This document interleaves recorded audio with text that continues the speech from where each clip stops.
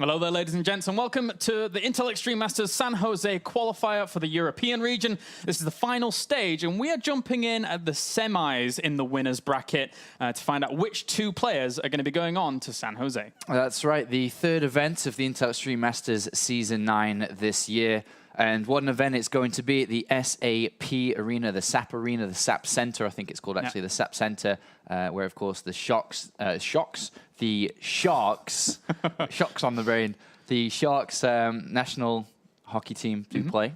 Yeah. And cool. We're going to be going over there in December, 6th, 7th, so that's going to be a lot of fun. But yeah, the qualifier, so this is the third set of qualifiers. We've, of course, done the previous two events. Now this one, the first qualifier, the first set of players will have qualified soon. Looking forward to seeing which players are going to go through. 2 players out of all the players we've got left. Yeah, it's basically a mini WCS plus Sacsri, who actually has wound up in the semifinals here. So our first game is going to be Sacsri versus VortiX. VortiX has already gone through Snoot and Targa, so he's had a lot of ZvZ ramp up to his semifinals position. And then Sacsri, on the other side of things, has gone through TLO and 4GG. Yeah. So he's had some pretty tough opponents himself. Yeah, for sure. Both of these players are very, very good players. Sacsri, of course, is the DreamHack Valencia champion. You got top 8 at DreamHack Stockholm. She's been putting in the results recently, but kind of very similar to Stardust last year. Kind of popped out of nowhere and is now on top of the scene. He's living in Switzerland, playing for My Insanity. And more importantly, he's been holding the #1 rank in Grandmaster in Europe region for quite a while now. He's been hovering at top 3 always, most of the time #1 on the European ladder. Whereas on the other side of things, VortiX is VortiX. You know, we've seen and casted a lot of him over the years. He's the most performing player in the WCS Europe Premier League when we're getting around to that. So these two players going up against each other should give us a pretty decent series for sure. Yeah, definitely. Especially with how VortiX is seemingly playing Zerg versus Zerg. I didn't get to see the previous games of him going up against people like Snoot, but defeating Snoot, you know, that's no small feat for someone like VortiX, who was playing a little bit of another game recently after, unfortunately, bombing out of WCS in a position where he didn't really want to. He didn't get to the round of 8 last season, which, compared to the other seasons, it's not the best for him. Yeah, I'm not expecting too much from Snoot in today's qualifier. You know, this month is the month that he's taken off from training in StarCraft, so I don't think we're going to see too much from him today for sure. He'll be back again next month. But VortiX definitely has the potential to challenge the Koreans, because I think in this qualifier, it is going to be the Koreans that are going to be taking the top 2 slots. I think it's going to be very difficult for any of the Europeans to challenge them. You know, you've got Sacsri in there, you've got 4GG in there, you've got Yoda in there, who I'm expecting to do very well. And those are the 3 players that stand out the most. You've got MMA in there, but MMA is actually playing from Korea today, so I don't think he's going to do that well when he stacks up against the top Europeans and also the Koreans. So MMA is playing, but don't see him going through, unfortunately. But for me, it's definitely Sacsri as a contender. It's definitely #1 contender, followed by either Yoda or 4GG is my predictions for the day, for sure. Counting out first? Yeah, Sacsri, 4GG, and Yoda. You know how Terran's doing very well recently. True. But then you've got good players in there. You've got VortiX in here. You've got Happy in there, who's played a little bit earlier on. Unfortunately, lost his first game. But you got Harston, who's playing well as well. So you do have the good mix of European players in there as well to try to challenge for this. Of course, not forgetting Welmo too.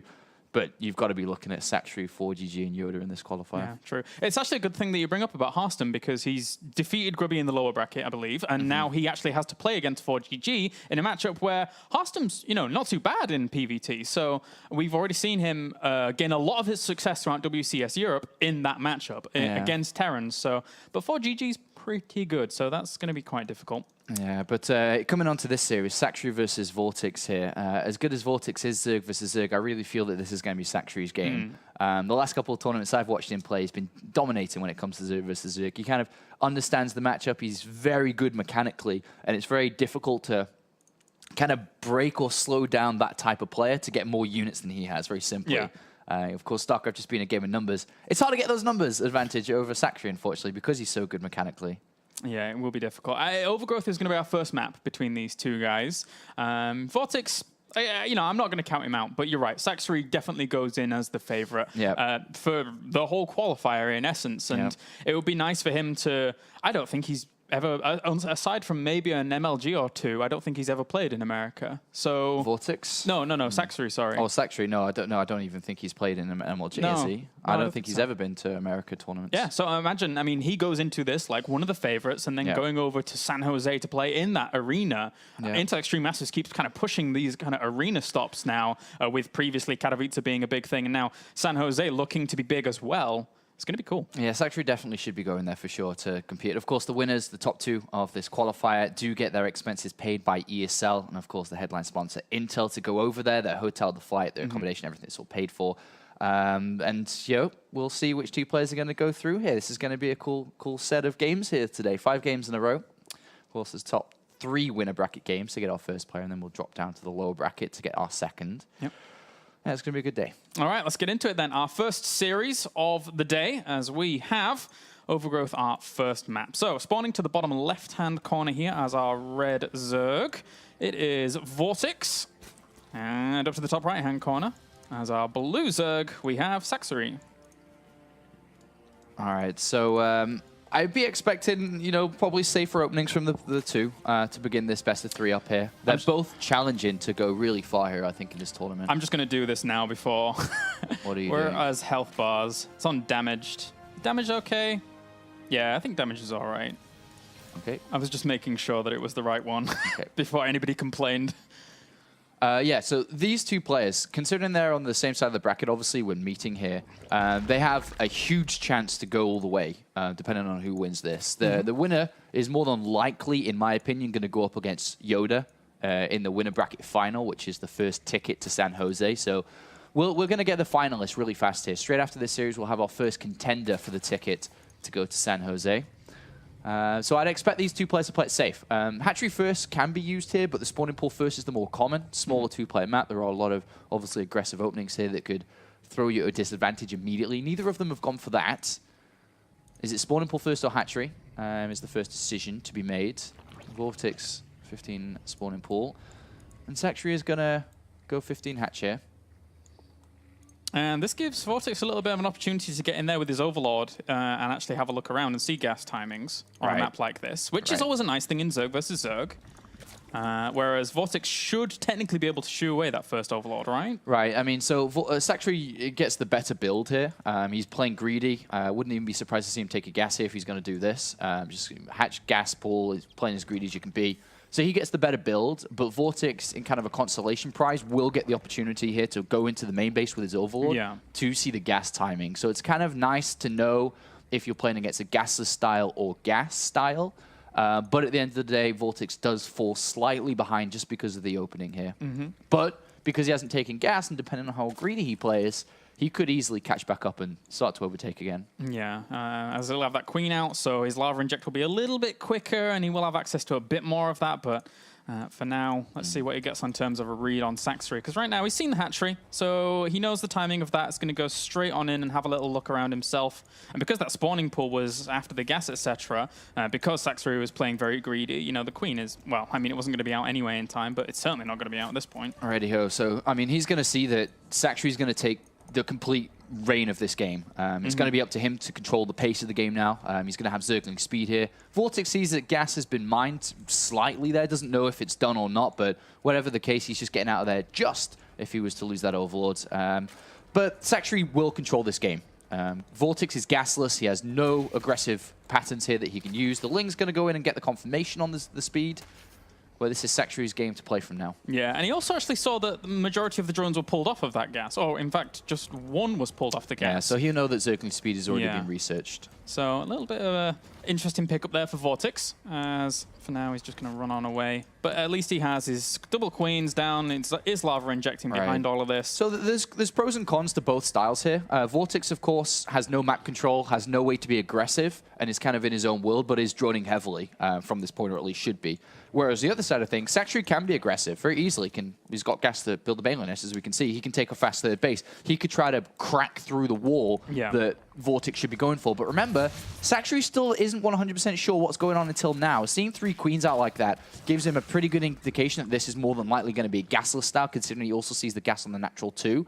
So he should know that trying to break a wall is difficult at this point, because he should be expecting a good defense from VortiX. So taking the third is the better option here to extend your production and extend your economy over a player who, of course, as we know, has no aggressive tendencies or capabilities. Yeah, spotting this out straight away, though, is VortiX. So he has the information that that third is going to be going down pretty quick. Likewise, he's building off the wall just in case, but VortiX should be pretty much aware of what his opponent's doing in the less aggressive stance. And behind all of that, his Roach Warren has started, which has been spotted by Sacsri as well.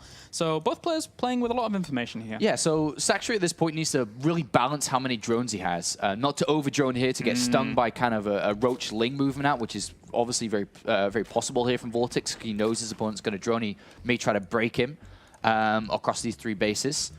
So that's going to be important for Sacsri.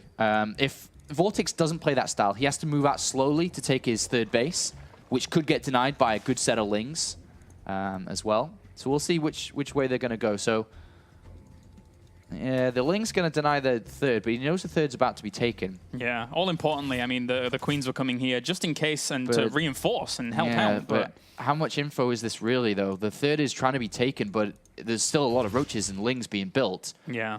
And Sacsri's still building drones. And that Ling, he's actually running around. He almost saw a Roach actually moving out there, but didn't quite spot it. Sacsri's got to build units. Oh, yeah, he sees them now. He sees a few Roaches moving out with now that. He starts 24 Lings. Can he hold this off? If he holds this off, he's in great position. If he doesn't, then VortiX gets with his timing. He's punishing Sacsri for droning too hard. Yeah, unit counts for 9 Roaches out at the moment, with 10 Lings going to be following that up. Speed kicks in very, very close to actually those Zerglings popping, so that's really going to reinforce quite quickly. And at the front, he really has not a whole lot. So these Queens are going to take a lot of damage. This is basically an all-in from VortiX. Yep, he has to commit so much resources to this to actually push on through that if he doesn't do good damage, he's going to be behind in the drone count, doing some damage to this first Queen. And killing off those quite a few of these Roaches. Oh, those Banelings. Missed the Lings, though. Yeah, that was good separation and good dividing by VortiX to actually take those away from the front where those Banelings were coming in, allow those Banelings to hit only Roaches. So he's doing quite a bit here. I think this actually might hold, though. He's got a lot of Roaches on the way. That's true, and some of these Roaches are very, very weak here for VortiX, so he does have to be careful. He killed off a few of the Queens, though, during all of this, so it is denying a bit of production here from Sacsri. Getting a few more Roaches that pop out, kind of splitting those up. A few more Lings and Roaches coming from the left-hand side, but at the same time, it looks like these Roaches are kind of conquered with the Zerglings reinforcing. There you go, GG. Game number 1 goes to VortiX. Wow. So a very simple game there to start us off for the day. You know, the fast third base being taken against a player who has no gases, to then over-drone slightly as Sacsri and to get hit by this attack from VortiX. In the end, there was a bit of I feel, an oversight from Sacsri, because the way his Overlords were actually positioned, aside from that Ling trying to spot the Roaches in the middle when it was going from the natural, the third to the natural, the Overlords were kind of in this V shape, which didn't really spot the units coming as quickly as he would have liked to. He could have started Roach and Lings much faster than halfway across the map there, for sure. But VortiX gets away with that attack there, and if it didn't work, he definitely would have been, you know, behind in this series, would have lost that first game. But Sacsri punished there by VortiX. And if VortiX is able to take one more map, this is this prime opportunity for him to actually just advance on through. Again, you know, we were saying before, Sacsri, a favorite not only in this series, but a favorite to actually move on through the entire tournament or qualifier. So VortiX kind of throwing a spanner in the works early on is a pretty good start. Yeah, I mean, Sacsri is definitely, for me at least, the favorite to advance in first place here. But if VortiX can beat him, then VortiX can give a shot against who I expect to see next up is going to be Yoda. And that, of course, would be a great game. Otherwise, Sacsri will take that opportunity to beat Yoda and move through himself, whether Yoda allows that or not. But yeah, good start there for the Spanish player for sure. We may see him be able to challenge for this first place, or at least the top half of the bracket to get that first slot. Maybe, again, he can go down to the low bracket if he was to lose. But good start for sure. And it's interesting how you look at VortiX as a player, because every single time, yes, he does well offline when it comes to WCS Europe, for example. We see him in those top 8s time and time again. But whenever you see him play online, it's as much as he does well offline, I think he plays really, really well online. He's in the comfort of his own home. We've seen him win tournaments online with stacked lineups. And then even here, it's almost just as if he has no cares, no nerves, and just kind of plows on forwards with his aggressive tendencies and aggressive style and kills. It's really nice to see. Yeah, he's you know, definitely very good in that position. If you think about all the round of 32s he's played in WCS, he's pretty much qualified every single time. So. Yeah.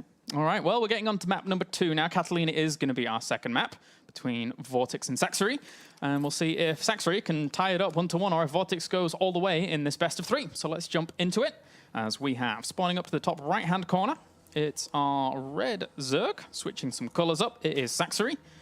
And down to the bottom right-hand corner, we have our blue Zerg. It is VortiX. And already VortiX with the advantage in this game in the first 30 seconds. With the Overlord going up to the north and Sacsri's going to the left-hand side here. So he's going to get the earlier scout randomly here. So good start here from VortiX. Yeah, that he doesn't know about yet.